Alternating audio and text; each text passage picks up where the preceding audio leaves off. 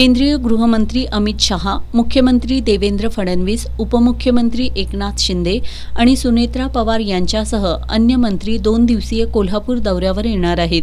या दौऱ्याच्या पार्श्वभूमीवर कोल्हापूर पोलीस दलाच्या वतीनं कोल्हापूरसह इचलकरंजी परिसरात तगडा पोलीस बंदोबस्त तैनात करण्यात येणार आहे. 1 पोलीस अधीक्षक, 6 अप्पर पोलीस अधीक्षक, 20 पोलीस उपअधीक्षक, 64 पोलीस निरीक्षक, 142 सहाय्यक पोलीस निरीक्षक आणि उपनिरीक्षक, 1368 पोलीस अंमलदार, 400 होमगार्ड, 8 QRT पथक, 3 RCP प्लाटून आणि 2 SRPF कंपनी असा सुमारे 2,500 पोलिसांचा बंदोबस्त तैनात करण्यात आलाय. या कालावधीत गुन्हेगार तसंच वाहनांची कसून तपासणी करण्यात येते. कोल्हापूर शहरातील सर्व प्रमुख मार्गांवर आणि करवीर निवासिनी अंबाबाई मंदिर परिसरात कडेकोट पोलीस बंदोबस्त तैनात करण्यात आलाय. सुरक्षेच्या कारणास्तव पोलिसांकडून मंदिराच्या परिसरात श्वान पथकाच्या मदतीनं संशयित वस्तू, बॅगा यांची तपासणी देखील केली जाते. उद्या केंद्रीय मंत्री अमित शहांच्या हस्ते श्री अंबाबाई मंदिर विकास आराखड्यातील पहिल्या टप्प्याच्या कामाचा शुभारंभ करण्यात येणार आहे.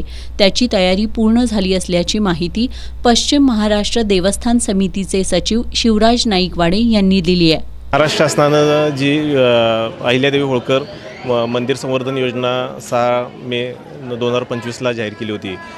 त्यातल्या 1445 कोटीचं काम हे महालक्ष्मी मंदिर विकास आराखड्यासाठी मंजूर झालं होतं.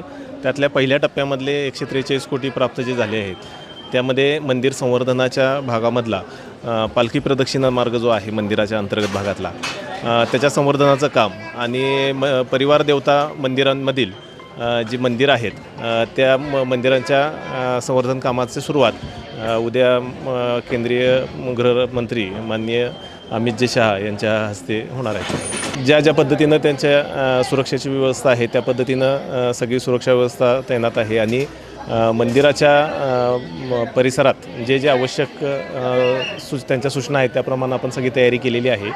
आपल्या आराखड्याचा भाग जो त्यांच्याबरोबर आपल्याला हे करायचं आहे, शेअर करायचं आहे, त्याची आपण तयारी पूर्ण केलेली आहे आणि संवर्धन कामाच्या सुरुवातीची पण आपली तयारी पूर्ण झालेली आहे. यामध्ये साधारण सकाळी 9:30 ते 11:30. दरम्यान केंद्रीय मंत्री अमित शहा आणि इतर मंत्री ज्या मार्गावरून प्रवास करणार आहेत त्या संपूर्ण मार्गावर अडथळे दूर करण्यात आले असून आज पोलिसांकडून या मार्गावर वाहन ताफ्यांची ट्रायल घेण्यात आली.